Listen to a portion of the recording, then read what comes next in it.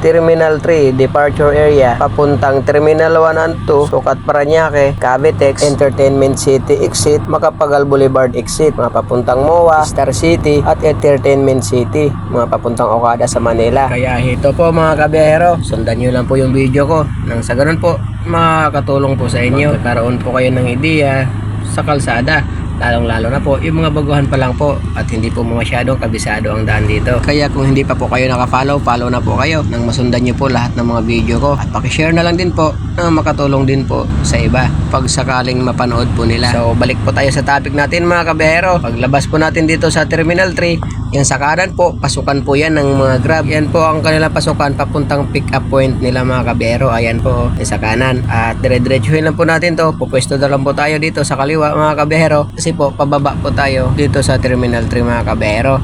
Yung sa kanan po na padiretso, multi-level parking po yan. Sa mga magpaparada at mga nagtatanong po kung saan ang parkingan dito sa departure area sa Terminal 3, andyan po sa kanan mga kabiyahero. Ayan po, pasok lang po kayo dyan sa multi-level parking. At sana po nasagot ko po yung tanong nyo kabiyahero. At kung sa arrival area naman po, mas mainam po at malapit kung sa baba na lang po kayo pumarada.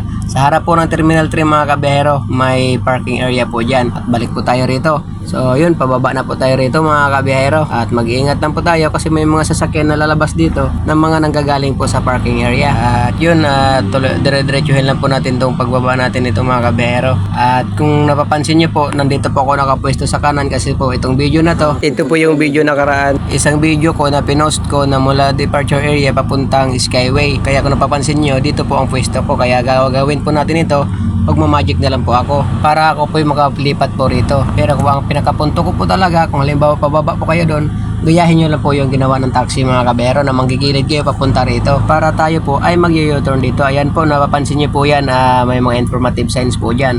Yung padiretso po na yan, papunta po yan ng SLEX. At yun, tayo po ay mag-u-turn na tayo rito mga kabiyahero.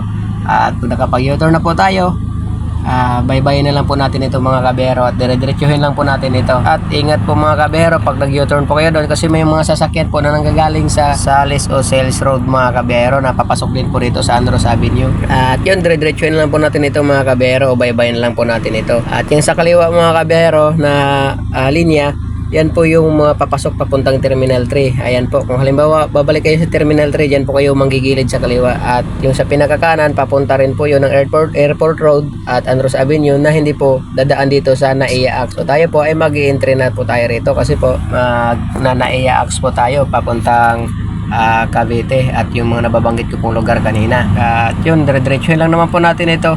At pagdating po natin dito sa toll gate mga kabiyahero, magdandahan din po tayo pagpasok dito kasi may mga sasakyan ang gagaling sa Skyway na papasok rin po rito. At yung toll gate po rito ay nakapastro po to, kaya maaari lang po kayong mag-slow down pero wag na po kayong huminto dyan mga kabiyahero kasi babayad na po tayo o babayad po tayo ng toll charges natin pag-exit na po natin kung saan man tayo mag-exit mga kabiyahero. At yung sa kanan na yan, yan po yung pa-exit ng Terminal 3 at may mga na-post na rin po akong mga video dyan mga kabiyahero. Check nyo lang po. At yun, dire-diretso o bye-bye na lang po natin itong NAIA Axe mga kabiyahero. Fast forward na lang po natin konti para di na po masyadong mahaba ang ating video. At dire-diretso lang naman po ito. At may mga na-post na rin po ako dito mga kabiyahero. At hanggang makarating po tayo dito mga kabiyahero, ayan po, yan po yung exit sa Terminal 1 and 2 at sa Sukat Parañaque.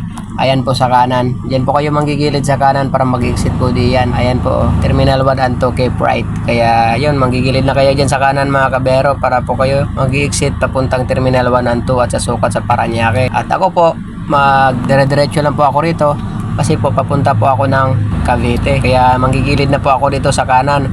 At kung kayo po ay papunta sa Macapagal Boulevard at Entertainment City, yan po kayo sa dalawang pwesto dyan sa kaliwa. Dalawang linya po sa kaliwa. Dire-diretsuhin nyo lang po yan. Fast forward po tayo. At pagdating dito mga kabiyahero, ayan po, yung dalawang linya po sa kaliwa, yan po yung papuntang MOA. At kung Okada Manila po kayo pupunta mga kabiyahero, mag-i-exit po kayo sa Entertainment City para po diretso sa Okada, papuntang MOA na rin po yun. At kung Star City naman po kayo, mag-i-exit po kayo sa Macapagal Boulevard.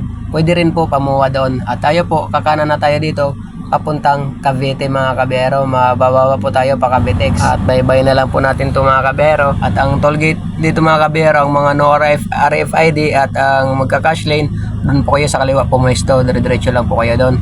So ako po ay meron naman po akong RFID kaya dito lang po ako pupwesto At hanggang dito na lang po tayo. Maraming salamat at ingat po palagi sa kalsada. God bless po. Paki-share, like, and